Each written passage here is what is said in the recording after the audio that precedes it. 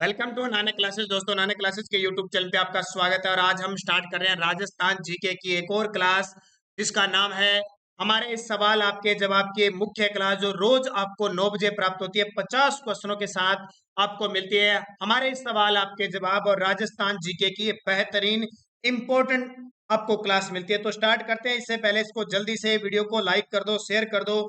अगर आप चैनल पे नए हैं तो इसको सब्सक्राइब कर लो और इसके पास लगे बेल आइकन के घंटे को दबा लो ताकि जो भी वीडियो अपलोड हो आप तक उसका नोटिफिकेशन पहुंच के। तो स्टार्ट करते हैं। प्रतिदिन 50 क्वेश्चनों की 30 मिनट की हमारी ये क्लास होती है और आज शाम 5 बजे आपको वीडियो मिला था स्पेशल पटवार के लिए राजस्थान के ऐतिहासिक युद्ध। तो पहला क्वेश्चन देखिए, नर्मदा नहर द्वारा कौन से जिले में पेयजल आपूर्ति होगी?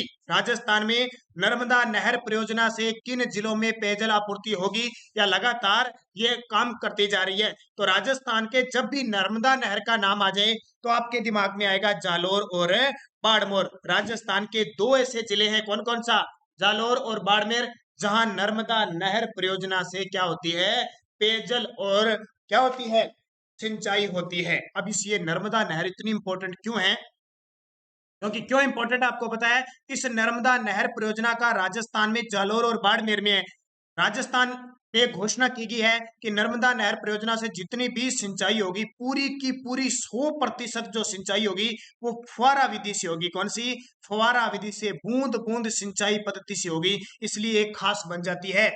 अब आपसे पूछे, ये जो नर्मदा नहर परियोजना है इसको मारवाड़ की जीवन रेखा कहा जाता है। क्या कहा जाता है?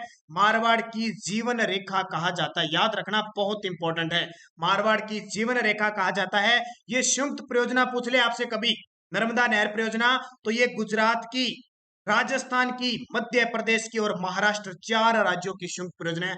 बहुत बार पेपर में पूछा जाता है। कौन कौन से? गुजरात, राजस्थान, मध्य प्रदेश, महाराष्ट्र, चारों राज्यों की संयुक्त परियोजना है।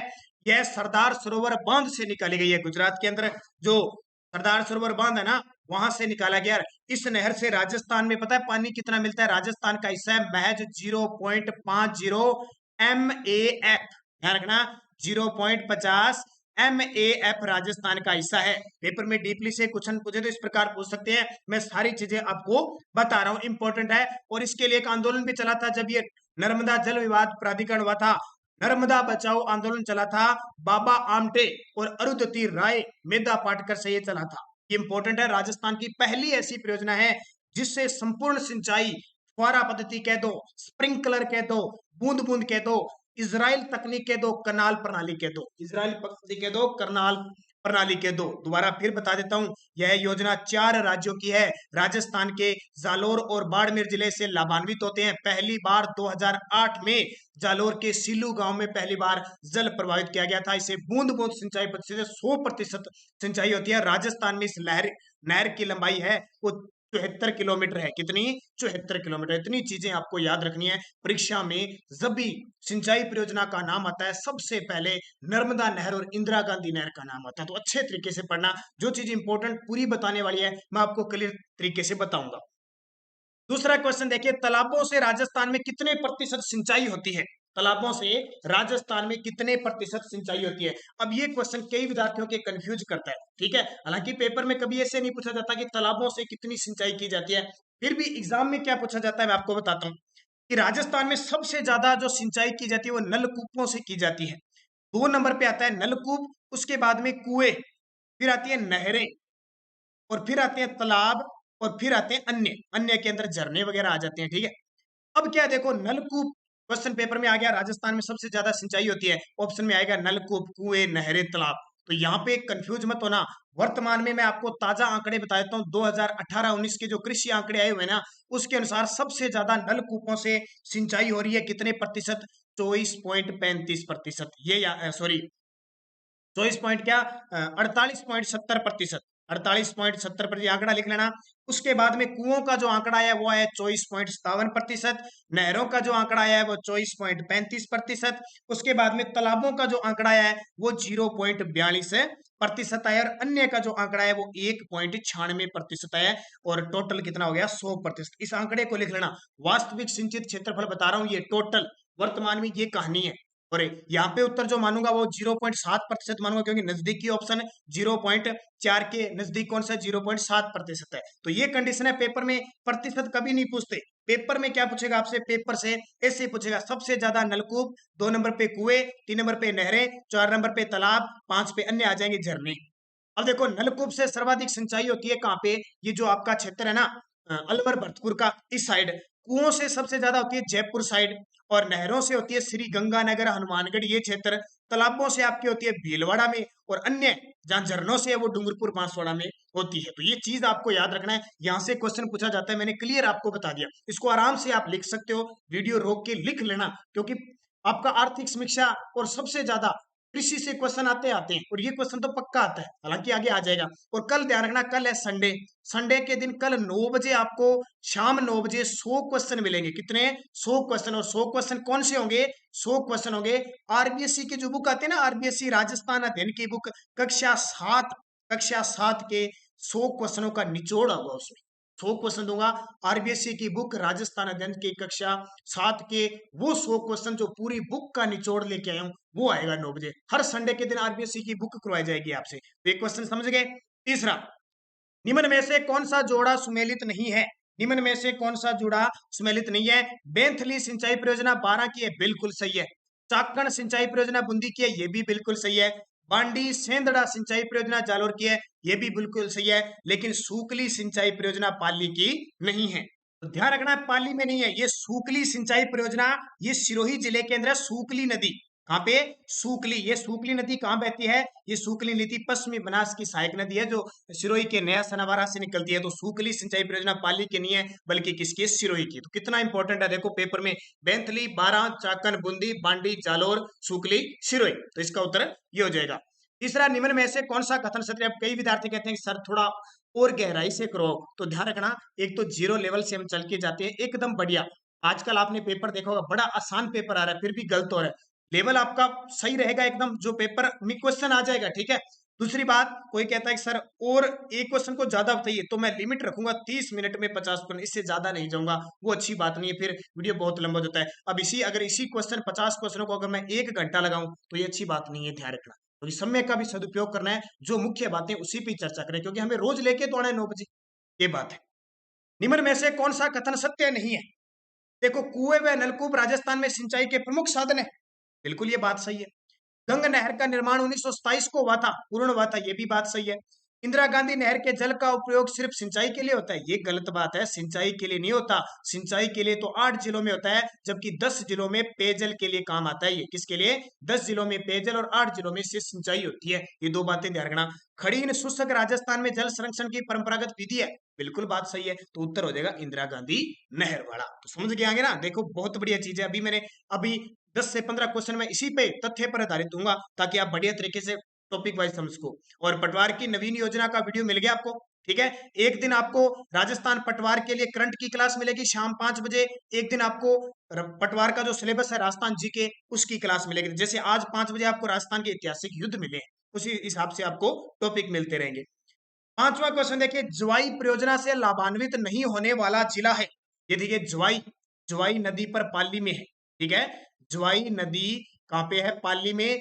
पाली में ये ज्वाई बांध बना हुआ है, जिसको मारवाड़ का अमृत सरोवर कहते हैं। इससे सिरोही को भी फायदा होता है, उदयपुर को भी फायदा होता है, राजसमंद को भी फायदा, लेकिन बाड़मेर को इससे कोई फायदा नहीं होता। अब देखो, आसान क्वेश्चन है, फिर भी डीप गया, क्या उत्तर लगाते? आप सोच ही नहीं सकते थे इसका। अगला, गंग नहर कौन सी नदी से निकली है? ये तो बहुत आसान है, लेकिन बहुत सारे विद्यार्थी गलत देते हैं। इतना तो पता है कि गंग नहर से सिंचाई सिर्फ श्री गंगानगर में होती है। कहाँ होती है? श्री गंगानगर में। किस नदी से निकाली गई है? ये क्वेश्चन आपके लिए। तो सतलज से निकाली गई है। कहां से? सतलज नदी से। इंदिरा गांधी वाली मत कर देना, व्यास सतलज, ये सतलज नदी से निकाली गई अकेली। राजस्थान की सबसे वृहद सिंचाई परियोजना कौन सी है? राजस्थान की सबसे बड़ी सिंचाई परियोजना कौन सी है? तो सीधी सी बात है, सबसे बड़ी आती है तो इंदिरा गांधी आती है। राजस्थान की सबसे बड़ी है ये इंदिरा गांधी नहर परियोजना, जिसे 8 राज्यों में जिलों में सिंचाई होती है, 10 जिलों में पेयजल होता है। और ये आपके कहां से निकलती है? हरिके बैराज से निकलकर राजस्थान में हनुमानगढ़ में प्रवेश करते हुए मसीता वाली हेड तक 204 किलोमीटर तो फीडर है, और उसके बाद में इसकी लंबाई और है 480 किलोमीटर। टोटल इसकी लंबाई जब देखोगे तो ये हो गया 400 क्या 204 किलोमीटर, और बाकी देखो 649 किलोमीटर इसकी टोटल लंबाई है। 204 घटा दो कितना आ जाएगा, 204 और 649 इसकी लंबाई है, वो 445। हाँ, मुख्य नहर है 445 और 204 फीडर है, तो टोटल इसकी लंबाई है 649 किलोमीटर। अगला, बिशलपुर सिंचाई परियोजना किस जिले में है? ये तो बहुत आसान है, कुछ से क्वेश्चन में परियोजना के लेके आ गया, क्योंकि पटवार में, ग्राम सेवक में, आरएस में ये तो सीधे सीधे आते हैं। तो बिशलपुर सिंचाई योजना किस जिले में है? तो बिशलपुर सिंचाई योजना टोंक जिले में है। और टोंक कौन सी नदी पर है? बनास नदी पर है। ये हाल ही में ताजा क्वेश्चन है, ध्यान रखना। बिशलपुर जो सिंचाई परियोजना है, उससे अब जल राजस्थान विश्वविद्यालय है ना जो जयपुर के अंदर, उसको भी इससे पेयजल की आपूर्ति होगी। इंदिरा गांधी लिफ्ट सिंचाई परियोजना राजस्थान के किस जिले में है? इसका उत्तर तो आप बता दोगे। जल्दी से देखते हैं कितने विद्यार्थी इसका जवाब दे पाते हैं। इंदिरा गांधी इंदिरा लिफ्ट सिंचाई परियोजना राजस्थान के सवाईमाधोपुर जिले में चंबल नदी पर बनी है। अब ऐसे मत कर देना, या तो चलो ऑप्शन नहीं है कि इंदिरा गांधी नहर का देख ले, इंदिरा गांधी पे नहीं, ये सवाईमाधोपुर में चंबल नदी पर इंदिरा लिफ्ट सिंचाई परियोजना है, इसको याद रखना। अगला, राजस्थानी भाषा साहित्य राजस्थानी भाषा साहित्य व संस्कृति अकादमी कहाँ स्थित है? ध्यान रखना, राजस्थानी भाषा साहित्य व संस्कृत अकादमी कहाँ स्थित है? बीकानेर में स्थित है। और इसकी स्थापना 1983 में हुई थी। कब? 1983 में इसकी स्थापना हुई थी। और सबसे बड़ी बात, यहाँ से जो आपकी पत्रिका निकलती है उसका नाम है जागती ज्योत। क्या नाम है? जागती ज्योत। याद रखना, बहुत इंपॉर्टेंट है। कल के वीडियो में मैंने बताया था राजस्थान साहित्य अकादमी कहाँ पे है। जब ऐसे पूछे सीधा कि राजस्थान साहित्य अकादमी कहाँ पे है, तो आपका उत्तर क्या होगा? ध्यान रखना, सीधा पूछ ले साहित्य अकादमी तो आपका उत्तर होगा उदयपुर। क्या होगा? उदयपुर। पूरा पूछ ले राजस्थानी भाषा साहित्य संस्कृति अकादमी बीकानेर में है, स्थापना 1983 को हुई थी। ठीक है, अलग अलग कई कई अकादमियां हैं। अब उदयपुर में कौन सी है? ध्यान रखना, उदयपुर में पश्चिमी क्षेत्र सांस्कृतिक केंद्र है, भारतीय लोक कला मंडल है। ये दोनों तीनों कहां पे है? उदयपुर के अंदर स्थित है। और जयपुर का तो नाम ही मत लो, जयपुर में सिंधी, हिंदी, उर्दू, ब्रज भाषा, ये सारी अकादमियां पोथी खाना जयपुर के अंदर लगभग है। अगला, बीकानेर प्रजामंडल की स्थापना किस वर्ष में? बहुत ही आसान क्वेश्चन।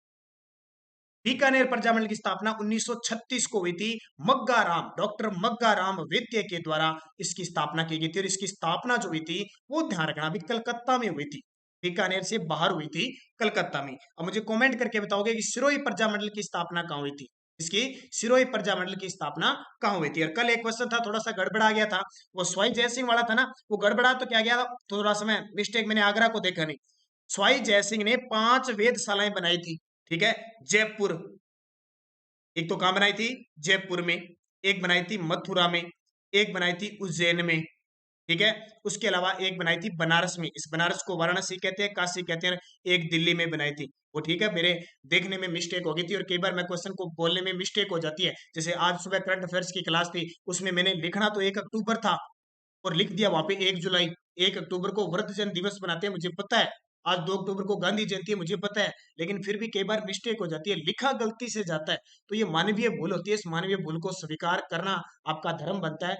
ठीक है, आपसे भी गलती हो सकती है, मुझसे भी हो सकती है, हर एक इंसान से गलती होती है। तो कई बार वीडियो पे ध्यान नहीं जाता है, बोलते रहते हैं, क्या बोल रहे हैं वो पता नहीं चलता, बहुत बार मिस्टेक हो जाती है। तो हाँ, सुधारा करो, लेकिन कमेंट में प्यार से लिखा करो कि सर आपने ये गलती कर दी, स्वीकार्य है। कई तो ऐसे लिख देते हैं कि सर आपने गलती, आपको पता नहीं, आपको पढ़ाना नहीं आता। तो भाई जरूरी नहीं है, जिसको यहाँ पढ़ना है ना, सिर्फ उसके लिए यह समर्पित चैनल है। अगर आपका विश्वास है तो ही आप चैनल पे पढ़ो, बिल्कुल नहीं तो पढ़ने की कोई जरूरत नहीं, हमें इतनी कोई जरूरत नहीं। इस चीज को थोड़ा ध्यान रखना, मानवीय भूल हो जाती है तो ये भूल होगी, मैं और तुरंत मैं ये बातें बताता हूँ कि मानवीय भूल है, टेलीग्राम पे डाल देता हूँ या अगले वीडियो में डाल देता हूँ। ध्यान रखना, बहुत सारे ऐसे निठल्ले लोग होते हैं जो एक दिन वीडियो देखते हैं 5 मिनट की और कभी देखते नहीं है, तो उनके लिए मैं वीडियो नहीं डालता। जो पूरा वीडियो देखता है और पूरा विश्वास रखता है उसके लिए वीडियो है।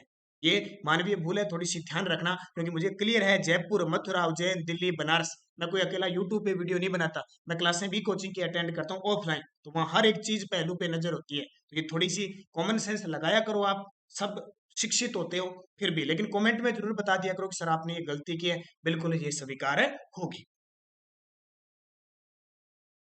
रागड़ी क्या है? बहुत ही आसान सा क्वेश्चन दे दिया, रागड़ी क्या है? एक जाति है, एक भाषा है, एक बोली है, एक गाली है। तो रागड़ी एक बोली है जो किसका मिश्रण है? इधर तो मालव क्षेत्र की राजपूतों की मालवी कौन सी? इधर से मालवी और इधर से मारवाड़ी, मारवाड़ी और मालवी का जो मिश्रण हुआ वो बनी रागड़ी। क्या बनी? रागड़ी। याद रखना, इंपॉर्टेंट है। अगला, और पटवार के लिए आज ये 5 बजे क्लास मिल आपको मिल चुकी है, देख लिया होगा आपने। ग्रियर्सन ने किस बोली को भीली बोली कहा? ग्रियर्सन ने किस बोली को भीली बोली कहा? साथ साथ में कमेंट में जवाब देते रहा करो ताकि पता चल जाए आपको क्वेश्चन कितना का आ रहा है, कितनी का आपकी तैयारी चलती है। तो जॉर्ज इब्राहिम ग्रियर्सन ने भीली बोली को क्या कहा? बागड़ी बोली कहा। क्या कहा? बागड़ी बोली का। ध्यान रखना 1912 में, ये जो अलग से तथ्य बता रहा हूं ना, ये आपके लिए बहुत खास है। 1912 में जॉर्ज इब्राहिम ग्रियर्सन ने एक पुस्तक लिखी थी। कौन सी? Linguistic survey of India. Linguistic survey of India, इसमें उन्होंने राजस्थानी भाषा का वर्णन किया है। अगला, निम्नलिखित में से बोलियों में से कौन सी ढूंढाड़ी की उपबोली नहीं है? निम्न में से कौन सी ढूंढाड़ी की उपबोली नहीं है? बताओ, देखते हैं कितने विद्यार्थी इसका जवाब दे पाते हैं। साथ में आपको टाइम भी मैं दे रहा हूं क्योंकि आसान से है ये वैसे, लेकिन आपको टाइम देना जरूरी है, नहीं तो आपके सर आप जल्दी जल्दी बता दें। उत्तर आ जाएगा इसका अहिरवाटी। ठीक है, तोरावटी, राजावाटी, नागरचौली ये सारी ढूंढाड़ी की उपबोली है, लेकिन अहिरवाटी अलवर में बोली जाती है, ढूंढाड़ी की उपबोली नहीं है। यानी उपबोली का मतलब क्या होता है? जिस बोली से कोई बोली नहीं निकलती है। अब ढूंढाड़ी बोली जो भी है उसका कोई अवशेष अहिरवाटी में नहीं है, इसलिए इसकी उपबोली नहीं है। निम्नलिखित राजस्थानी बोलियों में से किस पर गुजराती का मजबूत प्रभाव है? यानी गुजराती बोली का, राजस्थान की ये 4 बोलियां हैं, इनमें से किस बोली पर गुजराती बोली का बहुत प्रभाव है? गुजराती, या ढूंढाड़ी, ब्रज, वागड़ी या मेवाती का? ये हमारा राजस्थान का जिला है। इधर देखो, ढूंढाड़ी का तो पढ़ ही नहीं सकता क्योंकि जयपुर क्षेत्र में है। ब्रज का भी उधर भरतपुर क्षेत्र में इधर है। मेवात का, मेवात क्षेत्र अलवर भरतपुर, ये तो ऊपर रहेगी सारी की सारी ब्रज है। तो बच कौन सी की? वागड़ी। क्योंकि ये जो क्षेत्र है ना, इधर डूंगरपुर, बांसवाड़ा, उदयपुर, यहाँ पे ये वागड़ी बोली जाती है, और ये किसकी सीमा बनाती है? गुजरात की। इसलिए उत्तर क्या हो जाएगा? वागड़ी। डॉक्टर टेसीटोरी, एलपी टेसीटोरी ने अनुसार राजस्थानी भाषा किस सदी के लगभग अस्तित्व में आ चुकी थी? डॉक्टर एलपी टेसीटोरी थे इटली के। ठीक है, इनकी कर्म भूमि थी बीकानेर। इन्होंने राजस्थानी भाषा किस सदी के लगभग अस्तित्व में आ चुकी थी ये बताई थी, तो 12वीं सदी बताई है इन्होंने। कौन सी? 12वीं। ये क्वेश्चन पेपर में आते हैं, ध्यान रखना, सीधे सीधे पेपर में आ जाएंगे, कभी देख लेना, उस ढंग से पढ़ते रहना। अगला, उदयपुर, भीलवाड़ा, चित्तौड़गढ़ में कौन सी बोली ज्यादातर बोली जाती है? तो उदयपुर, भीलवाड़ा, चित्तौड़गढ़ ये प्राचीन समय में मेवाड़ क्षेत्र के थे, तो मेवाड़ी बोली बोली जाती है। ढडकी, ढडकी, थाली, खिराड़ी उपबोलियां राजस्थान की किस बोली से संबंधित है? ढक्कन वाला ढडकी, थाली, ठीक है, खिराड़ी उपबोलियां राजस्थान की किस बोली से संबंधित है? मारवाड़ी। और राजस्थान की मानक बोली कौन सी है? मारवाड़ी। और राजस्थान में सबसे ज्यादा बोलने जाने वाली बोली है वो मारवाड़ी। गोड़वाड़ी बोली का क्षेत्र कौन सा है? गोड़वाड़ी, आपने नाम सुना होगा, गोड़वाड़ क्षेत्र।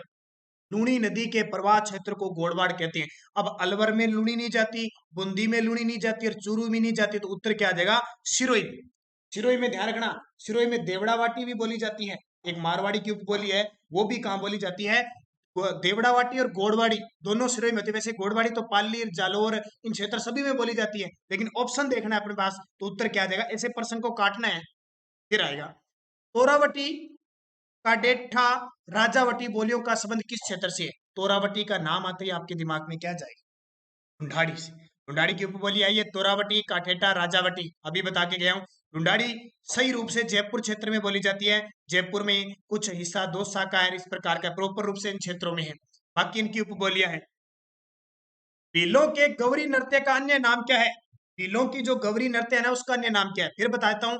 कल संडे है, संडे के दिन शाम 9 बजे टॉप 100 क्वेश्चन, वो क्वेश्चन जो आरबीएसई राजस्थान अध्ययन की कक्षा 7 की बुक के निचोड़ मिलेगा आपको 100 क्वेश्चनों में, हर एग्जाम में आता है, वो मिलेगा हर संडे टू संडे आरबीएसई की बुक में से। जैसे अगला संडे आएगा तो उसकी कक्षा 8 की टॉप 100 क्वेश्चनों की चर्चा करेंगे। तो भीलों की गौरी नृत्य का अन्य नाम है राई नृत्य। नाम सुना आपने? राई नृत्य भीलों का नृत्य। तेरह ताली नृत्य में किस लोक देवता का यशोगान किया जाता है? ये तो बहुत ही आसान सा। तेरह ताली नृत्य में किस लोक देवता का यशोगान किया जाता है? बाबा रामदेव जी का। किसका? रामदेव जी का।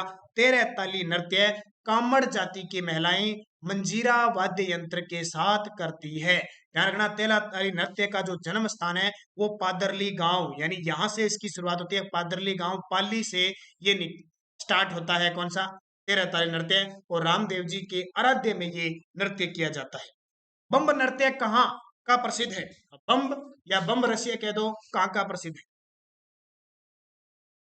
तो इसका सही जवाब हो जाएगा मेवात क्षेत्र का प्रसिद्ध है। अब मेवात का जब भी नाम आएगा ना, तो दो जिले आपको याद रखने, एक तो अलवर याद रखना है और एक भरतपुर याद रखना है।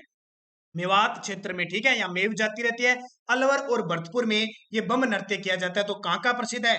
अलवर का प्रसिद्ध है। बम नृत्य जो अलवर भरतपुर में प्रसिद्ध है, यहाँ बम शब्द से क्या तात्पर्य है? बम है, अलवर का प्रसिद्ध है, भरतपुर का प्रसिद्ध है, यानी मेवात क्षेत्र का प्रसिद्ध है। या बम शब्द से तात्पर्य क्या हो? याद रखना, नगाड़ा। बहुत बड़ा, ऐसे ये जो ढोल होता है ना, समझ लो आधा ढोल तो छोटा होता है, ये बड़ा नगाड़ा होता है। जब आपने कभी देखा होगा युद्ध वगैरह में राजा महाराजाओं से बजाते थे, इतना बड़ा ये नगाड़ा होता है, नगाड़ा। ठीक है, इसको कहते हैं बम्ब नृत्य। यहाँ पे यानी लोग नाचते हैं और ये बजाते हैं ढम ढमाडम ढम ढमाडम ऐसे, और लोग नाचते हैं, ये बम्ब नृत्य। याद रखना, नगाड़ा। निम्न में से राज्य का कौन सा लोक नृत्य प्रसिद्ध तौर पर स्नेक चार्मर डांस से जाना जाता है? तो इसका उत्तर क्या आ जाएगा? स्नेक चार्मर डांस का मतलब सांपों को नचाया जाता है। इनमें में से कौन सा लोक नृत्य है जिसमें सांपों की तरह नाचा जाता है और सांपों को नचाया जाता है? वो होता है काल बेलिया नृत्य। कौन सा? काल बेलिया। ध्यान रखना, काल बेलिया नृत्य। और एक काल बेलिया जाति नृत्य करती है, काल बेलिया। ठीक है, काल बेलियों के नृत्य पूछे तो 4 नृत्य होते हैं। सूत्र याद रखना, सांप बाई, इतना स्टैंडर्ड सूत्र है। देखो, सांप बाई, सांप को नचाते हैं, सांप की तरह नाचते हैं, बस याद रखना सांप बाई सूत्र। स से संक्रिया, पै से पनिहारी, बा से बागड़िया, ई से इंडोनी। 4 कालबेलियों के नृत्य है, बस पेपर में आता ही है। क्वेश्चन पूछेगा कालबेलियों का मुख्य में से कौन सा नृत्य नहीं है, कौन सा है? सूत्र याद आएगा, कालबेलिया स्नेक चार्मर डांस होता है, सांप बाई। अगला, राई बुढ़िया और राई माता किस लोक नाट्य के मुख्य पात्र हैं? राई बुढ़िया और राई माता किस लोक नाट्य के मुख्य पात्र हैं? तो ये हैं, ध्यान रखना, गौरी नृत्य के, जो भारत का एक, उत्तर भारत का एकमात्र ऐसा लोक नाट्य है जो दिन में किया जाता है और सबसे लंबा चलता है। किस शासक का शासनकाल मारवाड़ का स्वर्ण युग कहा जाता है? यानी किस शासक के शासनकाल को मारवाड़ के शासन व्यवस्था का स्वर्ण युग कहा जाता है? वो आता है मालदेव। बहुत बड़ा शासक, जिसे हसमत वाला शासक कहते हैं, 52 युद्धों का विजेता कहते हैं, जिसने अपने पिता राव गांगा को मारकर गद्दी पर बैठा था, इसलिए मारवाड़ का पितरहंता कहलाता है। इसने बहुत बड़े युद्ध लेके शेरशाह सूरी के साथ युद्ध लड़ा था, गिरी सुमेल का युद्ध। 5 जनवरी 1544 को युद्ध लड़ा था, जिसे जेतारण का युद्ध भी कहते हैं। शेरशाह सूरी मुश्किल से जीत पाया था, क्योंकि इसके पास तो सेनापति थे, मालदेव के पास कौन से? जेता और को। मालदेव बहुत बड़ा शासक। अगला देखिए, क्या देखोगे?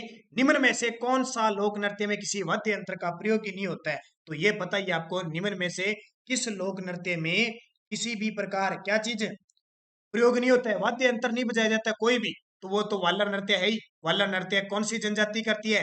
ग्रासिया जनजाति करती है। जिला पूछे तो सिरोही जिले का प्रसिद्ध है। कौन सा नृत्य है? वालर। बस ध्यान रखना, जहां ग्रासिया रहती है वहां वालर नृत्य होगा, कोई वाद्य यंत्र का प्रयोग नहीं करते। अली बख्शी ख्याल कौन से क्षेत्र में प्रचलित है? ये क्वेश्चन सीधा आता है, इसमें कोई किंतु परंतु नहीं है, पेपर को ज्यादा घुमाते नहीं है। प्रश्न आ गया, अली बख्शी ख्याल कौन से क्षेत्र में प्रचलित है, और इसकी गहराई पढ़ने की तो जरूरत ही नहीं है, पेपर में हर बार ये पूछता है। तो अलवर जिले का प्रसिद्ध है अली बख्शी ख्याल। राजस्थान का कौन सा नृत्य रूप 2010 में यूनेस्को की अमूर्त सांस्कृतिक धरोहर में सम्मिलित किया गया? इस क्वेश्चन को स्टार लगा लेना। 2010 में यूनेस्को की जो विश्व विरासत है ना, उसमें अमूर्त सांस्कृतिक धरोहर में सम्मिलित किया गया ये कालबेलिया डांस है। कालबेलिया नृत्य को 2010 में सीधा सीधा पेपर में आता है, कालबेलिया। अब मुझे कालबेलिया नृत्यांगना कौन है प्रसिद्ध, उसका जवाब दे देना। गुलाबो। ठीक है। जसमा ओडण का संबंध किस नाट्य विद्या से है? जसमा ओडण का संबंध किस नाट्य विद्या से है? तो ये सीधे सीधे याद रखना, बवाई नृत्य से है। और बवाई नृत्य एक व्यवसायिक नृत्य है। कौन सा? व्यवसायिक नृत्य। और कहां का प्रसिद्ध है? मेवाड़ का, यानी उदयपुर का प्रसिद्ध है। घेर नृत्य राजस्थान के किस क्षेत्र में प्रचलित है? गेर नृत्य। तो गेर नृत्य किया जाता है वो किस आदिवासी लोगों में किया जाता है? गेर, गोर, होली के गेर खेलते हैं ना, होली पे गेर खेला कहते हैं ना, रंग उड़ाते हैं, रंग, उसको गेर कहते हैं, ध्यान रखना, रंग लगाते हैं। निम्न में से कौन सा नृत्य जसनाथी संप्रदाय के अनुयायियों द्वारा किया जाता है? क्वेश्चन इतने इंपॉर्टेंट है आपके लिए, मैं पूछूं, कौन सा नृत्य जसनाती संप्रदाय के अनुयायी करते हैं? तो कौन सा करते हैं? अग्नि नृत्य करते हैं, धधकते अंगारों पर चलते हैं। और कौन सा? फतेह फतेह का उद्घोष करते हैं। और जसनाती संप्रदाय की पीठ पूछे तो कतरिया सर बीकानेर में खास इनकी मुख्य पीठ है। किसकी? जसनाथी संप्रदाय। राजस्थान विधानसभा की प्रथम महिला अध्यक्ष कौन थी? ये लिए बहुत आसान है। राजस्थान विधानसभा की प्रथम महिला अध्यक्ष कौन थी? ये प्रश्न पढ़ने पढ़ने आपको जल्दी से जवाब दें। तो मेरे साथ पिछले एक साल से जुड़ा हुआ, या कह सकते हैं कि पिछली 100 क्लासें पूरी कर दी, 104 नंबर क्लास है आज, तो जुड़ा हुआ है ना, अच्छे तरीके से पढ़ेगा और कोई भी एग्जाम है उसका क्लियर होगा, ये सोच के चलो, लगातार अध्ययन कर। सुमित्रा सिंह, राजस्थान विधानसभा की प्रथम महिला अध्यक्ष सुमित्रा सिंह, जो 12वीं विधानसभा में बनी थी। एक बहुत बड़ी बात बता देता हूं, राजस्थान की 15वीं विधानसभा ऐसी विधानसभा थी जिसमें तीनों बड़े पद किसके पास थे? महिलाओं के पास थे। एक तो आ गया राजस्थान विधानसभा की महिला अध्यक्ष कौन थी? सुमित्रा सिंह, ये हो गई। इसके अलावा उस समय हमारी सीएम थी श्रीमती वसुंधरा राजे सिंधिया, और उस समय हमारी प्रेसिडेंट थी, हमारी राष्ट्रपति थी प्रतिभा देवी सिंह पाटिल। तीनों बड़े पद उस समय महिलाओं के नाम थे। वो विधानसभा कौन सी थी? 12वीं विधानसभा थी, ये भी याद रखना। कमला बेनीवाल, बहुत बड़ा नाम है, हमारे राजस्थान की पहली महिला उप मुख्यमंत्री रह चुकी है। हमारे राजस्थान की पहली महिला मंत्री भी कौन सी थी? कमला बेनीवाल। विधान परिषद के सदस्यों का कार्यकाल कितने वर्ष होता है? ये तो हमारे राजस्थान में वैसे विधान परिषद नहीं है, लेकिन फिर भी ध्यान रखना, जो विधानमंडल होता है उसके दो सदन होते हैं, एक विधानसभा और एक विधान परिषद। कुछ राज्यों में विधान परिषद है, वहां के सदस्यों का जो कार्यकाल होता है वो 6 वर्ष होता है। सदस्यों का कार्यकाल 6 वर्ष होता है, न कि विधान परिषद का। सीधा पूछे, विधान परिषद तो होती है स्थायी होती है, लेकिन उसके सदस्यों का कार्यकाल 6 वर्ष होता है।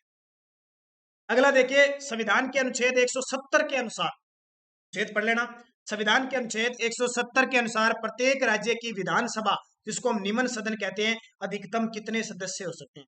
मैं मिक्स लेके आया हूं, पॉलिटिकल, हिस्ट्री, ज्योग्राफी, सब, ताकि कोई भी सब्जेक्ट पीछे न रह जाए। पीछे तो रहना ही नहीं है।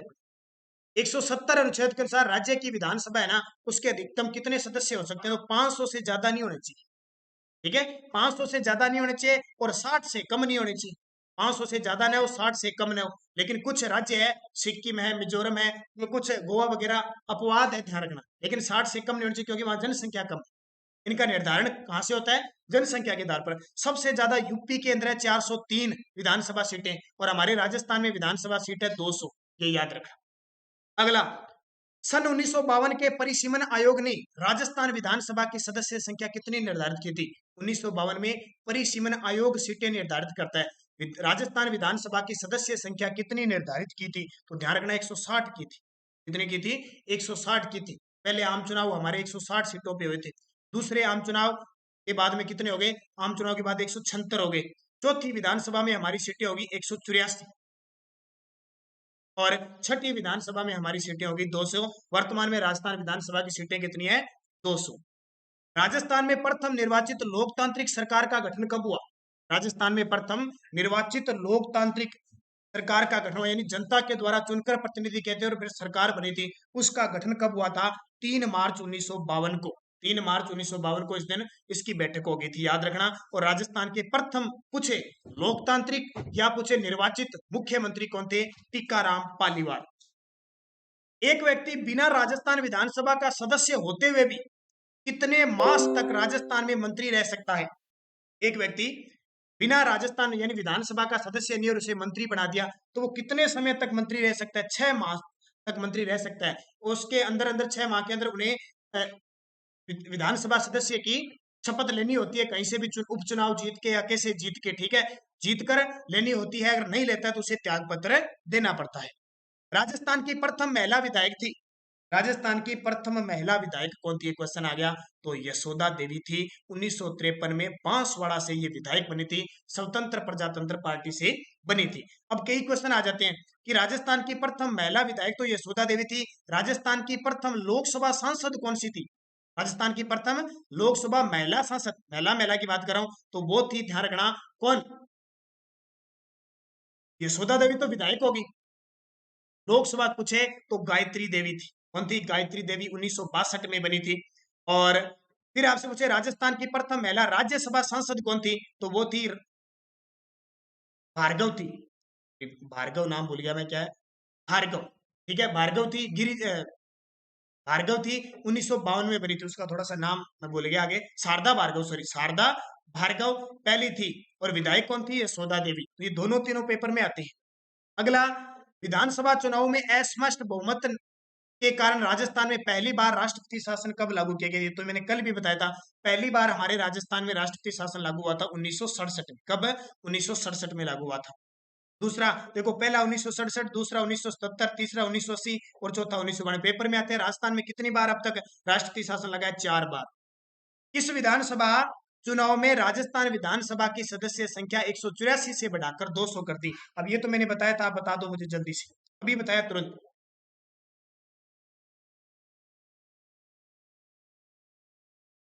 इसका उत्तर हो जाएगा छठी में। देखो, पहले चुनाव हुए थे 160 पे, दूसरे चुनाव हुए थे 176 पे, चौथी विधानसभा के चुनाव हुए थे 184 पे, और छठी विधानसभा के चुनाव हुए थे 200 सीटों पे। और वर्तमान में भी सीटें कितनी है? 200। निम्न में से कौन सा राजस्थान विधानसभा में प्रथम गैर कांग्रेसी अध्यक्ष रहे थे? राजस्थान के पहले गैर कांग्रेसी अध्यक्ष कौन थे? लक्ष्मण सिंह थे। ध्यान रखना, कौन है? लक्ष्मण सिंह। एक क्वेश्चन पेपर में पूछा जाता है, गैर कांग्रेसी का मतलब जिनका संबंध कांग्रेस पार्टी से नहीं था, वो थे लक्ष्मण सिंह। राजस्थान में महिला नीति कब जारी की गई? राजस्थान की पहली महिला नीति कब जारी की गई? राजस्थान की पहली महिला नीति 8 मार्च सन 2000 को, 8 मार्च 2000 को, 8 मार्च को क्या बनाया जाता है? अंतर्राष्ट्रीय महिला दिवस। राजस्थान राज्य महिला आयोग में अध्यक्ष और अध्यक्ष, सदस्य, सचिव सहित सदस्यों की संख्या कितनी होती है? राजस्थान राज्य महिला आयोग में अध्यक्ष और सदस्य, सचिव सहित सदस्यों की संख्या कितनी होती है? तो याद रखना 5 होती, 5 होती है। और एक और याद रखना, जो राज्य महिला आयोग है ना, ये क्या संवैधानिक निकाय है क्या? ध्यान रखना, संवैधानिक निकाय है ये। क्वेश्चन आता है किस प्रकार का है? संवैधानिक और स्वायत्त शासी है। स्वायत्त शासी का मतलब खुद निर्णय लेने में सक्षम है। ये दो चीजें ध्यान रखना। राजस्थान राज्य महिला आयोग अधिनियम 1999 किस धारा के अंतर्गत राजस्थान राज्य महिला आयोग के कार्यों का उल्लेख किया गया है? किस धारा के अंतर्गत राजस्थान राज्य महिला आयोग अधिनियम बना था 1999 को? उसके तहत 8 मार्च सन 2000 को राज्य महिला नीति जारी की गई थी। तो धारा 11 के अंदर किया गया है ये, सीधा सा याद रखना, इंपॉर्टेंट बस बता दिया मैंने। फिर राजस्थान में राज्य महिला आयोग का गठन किस अधिनियम के तहत हुआ? 8 मार्च सन 2000 को गठन हो गया, ठीक है, गठन हो गया। ये किस अधिनियम के तहत हुआ था? तो याद रखना कौन सा अधिनियम था? वो अधिनियम था राजस्थान राज्य महिला आयोग अधिनियम 1999। ये याद रखना। राज्य महिला आयोग की प्रथम अध्यक्ष कौन थी? राज्य महिला आयोग की प्रथम अध्यक्ष कौन थी? तो ये बार बार आप पढ़ते हो, बहुत बार मैंने बता दिया, कांता खतूरिया। कौन थी? कांता खतूरिया। अब तक कौन कौन सी महिला रह चुकी है मैं ये बताता हूँ। पहले मुझे आप कमेंट करके बताओ कि वर्तमान में राज्य महिला आयोग की अध्यक्ष कौन है। आपसे मैं सुनना चाहता हूँ कितने विद्यार्थी कमेंट करते हैं राजस्थान राज्य महिला आयोग की वर्तमान अध्यक्ष कौन है। तो ध्यान रखना, वर्तमान में राज्य महिला आयोग का पद खाली पड़ा है। भी पद खाली पड़ा है, तुक्के मत लगाना, पद वर्तमान में खाली पड़ा है। जैसे भरा जाएगा आपको करंट में बता दिया जाएगा।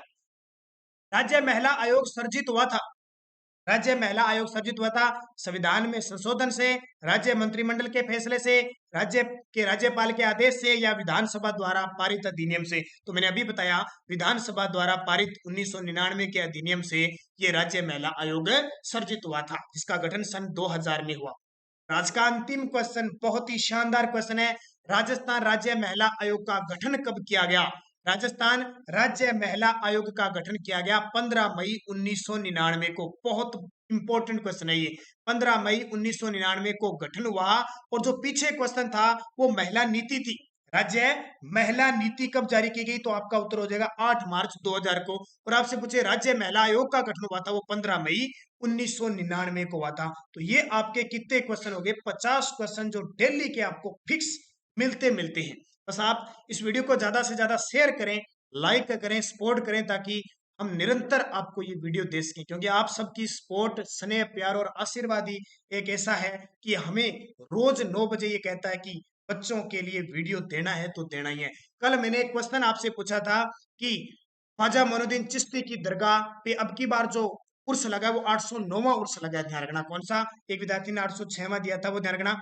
कल मैंने एक क्वेश्चन गलत बता दिया क्या? 4 नंबर का आंसर गलत था। बिल्कुल मैंने वो स्वाई जय सिंह वाला सही कर दिया, ये थोड़ा देख लेना। उसके अलावा भातारी फुलवारी 14 खंडों में विभाजित है। रामेश्वर लाल जी उत्तर आरबीसी की किताब 13 मान रही है, अब ध्यान रखना थोड़ा। हेमराज सैनी जी, मैंने क्वेश्चन नंबर 4 को सही करवा दिया। इसके अलावा ह्यूमैनिटी 4 का गलत है बिल्कुल। ओम प्रकाश बेरवा जी, दीपा राघव, नितेश कुमार, प्रीति साहू, य- यशोधन प्रजापत, संदीप सैनी, चंचल तंवर, रीना हल्दीनिया, गौरव धाकड़, राम सिंह मीणा, श्री गोपाल, दशरथ जाट, अरुण कुमार, नितेश मीणा, कटारिया जी, आशा माली, दिलखुश धाकड़, सुमन बिश्नोई, दिलीप सिंह, कमलेश मीणा, अमित कुमार, आशा माली। इसके अलावा जितने भी विद्यार्थी हैं, कमलेश मीणा, रवि मोया, निर्मा जाट, मनीषा शर्मा गुड इवनिंग, सोनिया कुमारी गुड इवनिंग, सभी विद्यार्थियों को हार्दिक शुभकामनाएं। बस इसी प्रकार, बस मैंने कह दिया कि कभी कभार एक गलती मिस्टेक हो जाती है, वो आप मुझे जरूर लिख देना। और सुबह 7 बजे राजस्थान करंट अफेयर्स देखनी है, सुबह शाम 5 बजे आपको पटवार के लिए क्लास देखनी है, और शाम 9 बजे राजस्थान जीके की। और कल संडे है, संडे के दिन आपको क्लास मिलेगी सितंबर माह के टॉप 100 क्वेश्चन। तो धन्यवाद, जय हिंद, जय भारत।